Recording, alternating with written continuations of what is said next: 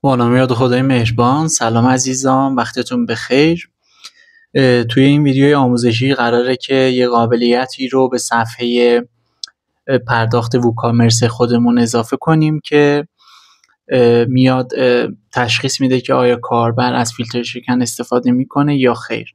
اگر از فیلتر شکن استفاده میکنه یک پیغامی رو به کاربر نشون میده که باید کاربر فیلتر شکنش رو خاموش کنه تا بتونه دسترسی امن‌تر و سیفتری رو به درگاه پرداخت داشته باشه.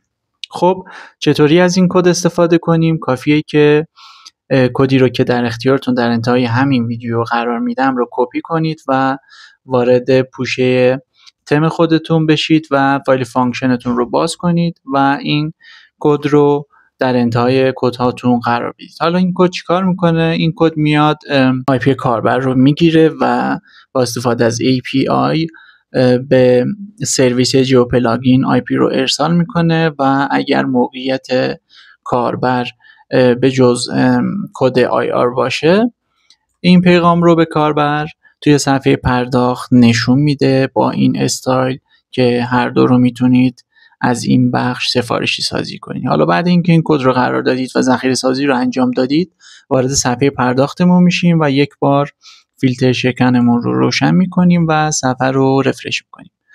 همینطور که میبینید این پیغام به صفحه پرداختمون اضافه شده که اگر دوباره مجدداً VPNمون رو خاموش کنیم و صفحه رو رفرش کنیم، این پیغام میره. امیدوارم این کد براتون کاربردی بوده باشه. اگر سوالی دارید یا موضوع دیگه‌ای هست که دوست دارید یاد بگیرید، حتما توی نظرات بهم بگید. خدا نگهدار.